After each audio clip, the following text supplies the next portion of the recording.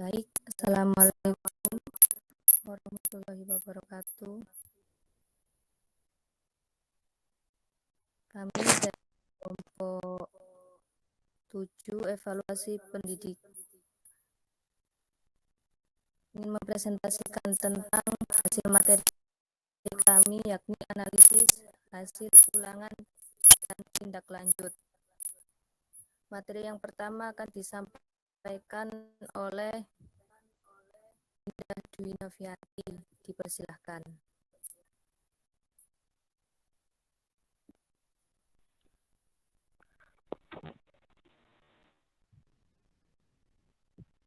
Terima kasih Mbak Dita.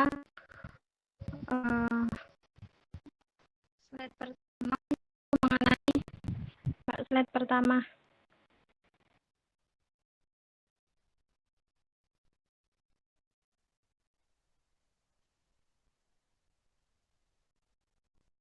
mengenai pengertian atau analisis hasil ulangan.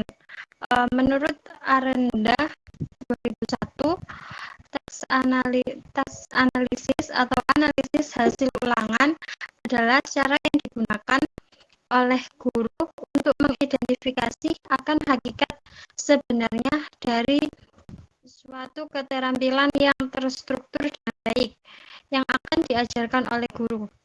Ide pokok yang melatar belakangi munculnya hasil analisis hasil ulangan oleh para pakar pembelajaran adalah bahwa suatu keterampilan yang kompleks tidak akan dapat dipelajari semuanya sekaligus dalam satu waktu tertentu. Untuk mengembangkan pemahaman yang mudah dan pada akhirnya penguasaan akan sebuah keterampilan kompleks, maka keterampilan yang kompleks tadi harus terlebih dahulu dibagi-bagi menjadi komponen-komponen bagian sehingga dapat diajarkan berurutan dengan logis dan tahap demi tahap. Slide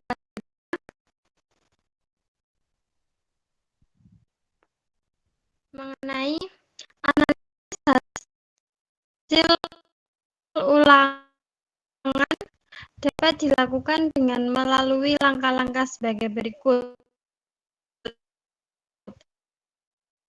Langkah-langkah yang pertama yaitu mintalah penjelasan kepada orang yang menguasai dan dapat melakukan keterampilan itu, atau amati pada saat ia melakukan keterampilan itu.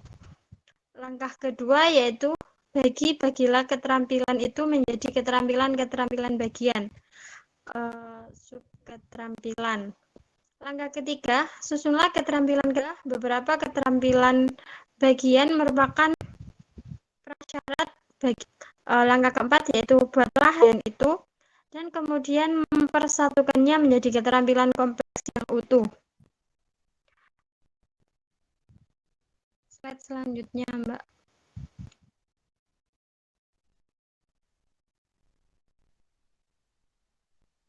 Manfaat. Di sini ada 6 manfaat. Yang pertama yaitu untuk mengukur ketercapaian suatu tujuan yaitu kompetensi siswa. Yang kedua, menentukan tindak lanjut atau pengambilan kebijakan.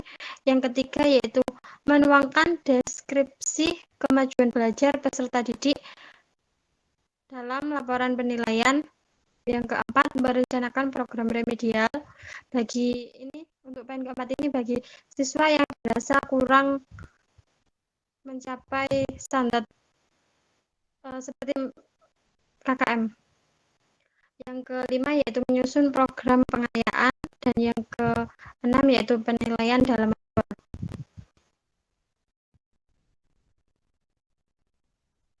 Baik, saya kembalikan ke Mbak Moderator.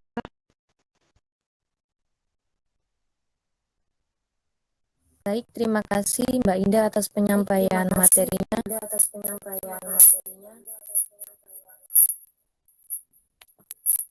Materi selanjutnya akan dibacakan oleh Sherly Cahyani Tias, dipersilahkan. Baik, terima kasih. Kegiatan tindak lanjut evaluasi hasil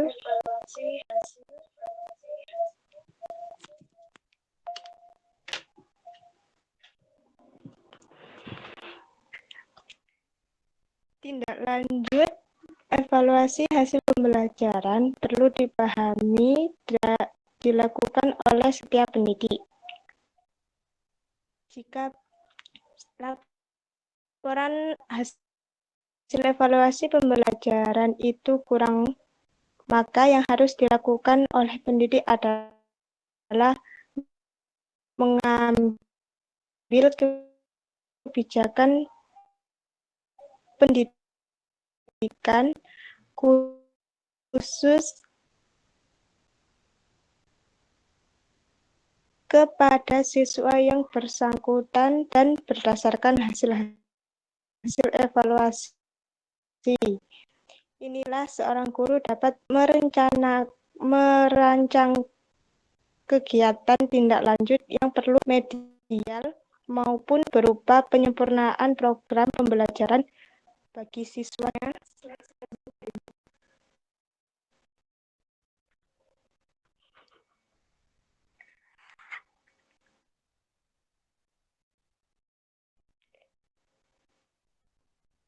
Guru juga harus dapat mengidentifikasi sebab-sebab terjadinya masalah pada siswa.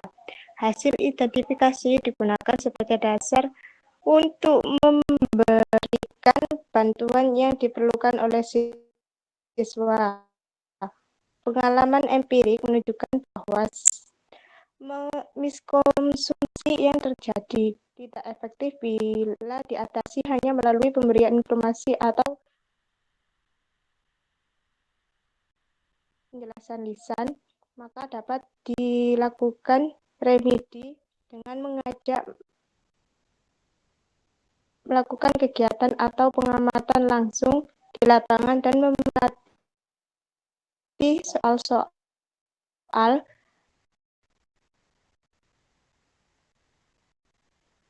untuk pemecahan masalah. Faktor lingkungan, keluarga, atau pergaulan juga harus perhatian karena hal tersebut siswa.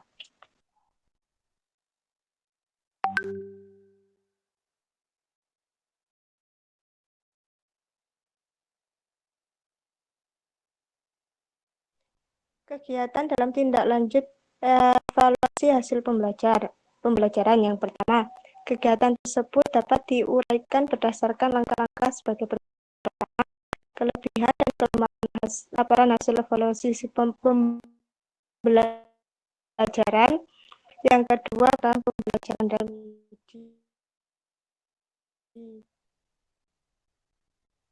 perbaikan.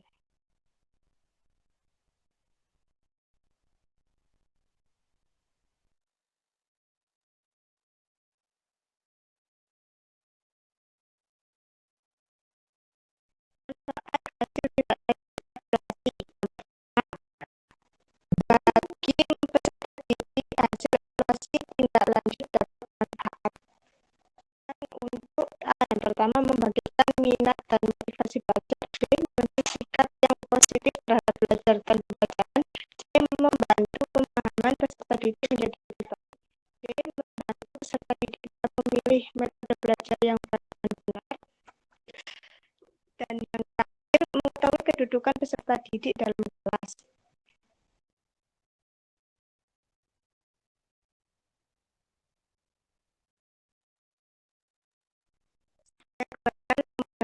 Modal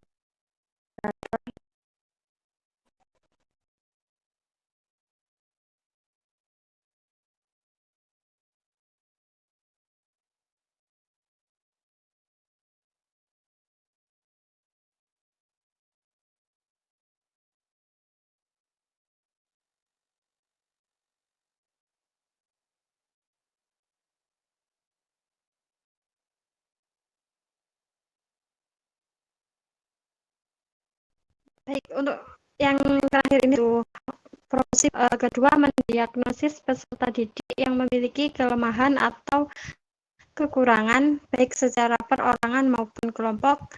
Dan yang ketiga yaitu menentukan pengelompokan dan penempatan peserta didik berdasarkan prestasi masing-masing. Saya kembalikan ke Mbak Dita Intan.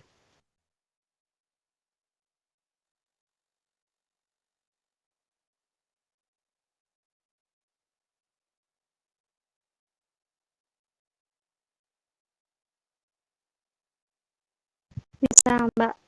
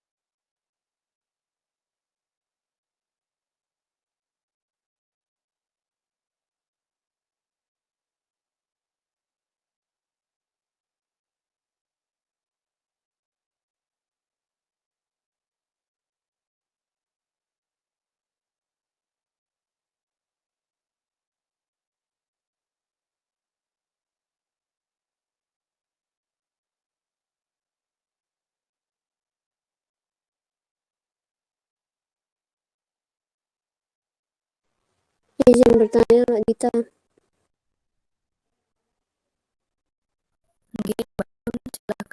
Mbak Nun, silakan. Apa kelebihan dan kekurangan dari analisis tindak lanjut itu sendiri?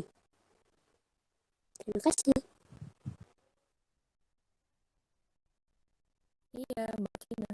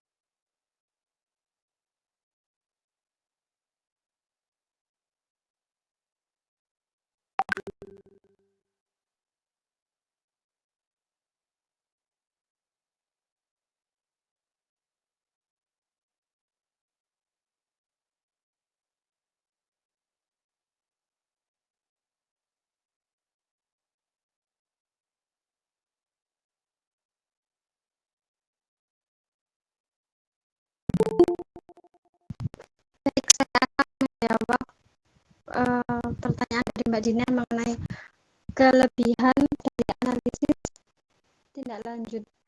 Em,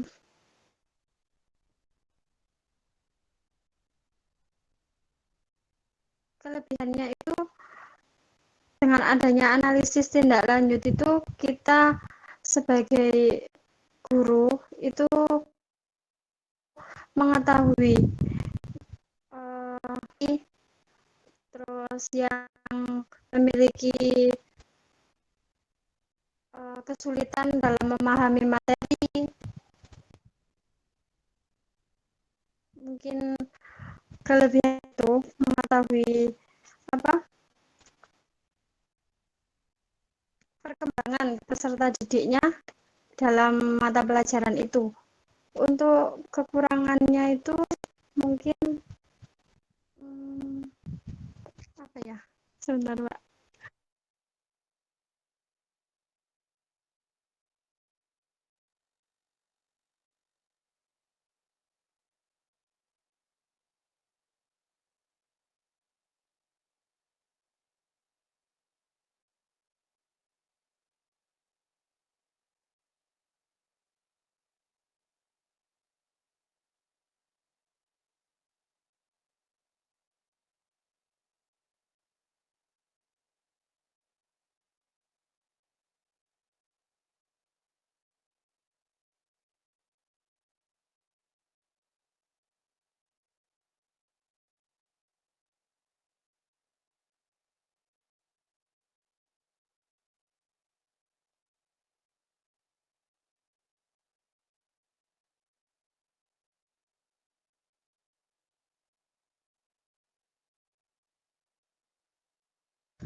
Untuk kekurangan mungkin kan tindak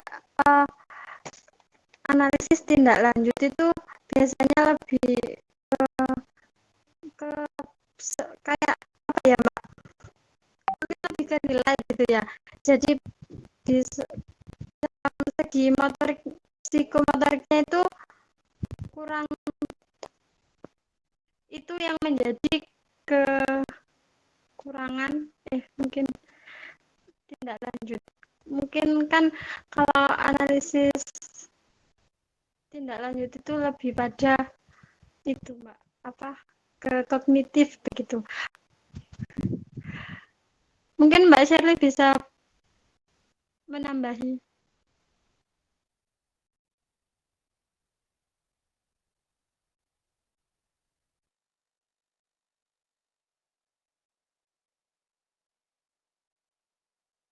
Saya akan menambahi kekurangannya itu mungkin membuat peserta didik akan kecewa. Misal seperti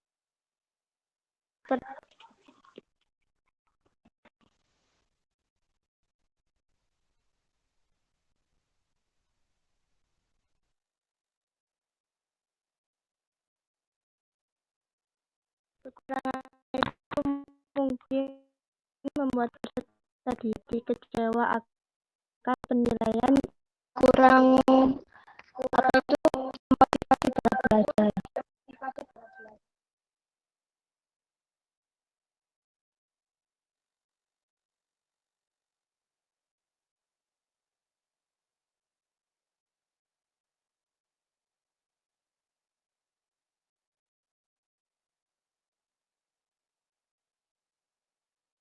Baik, ke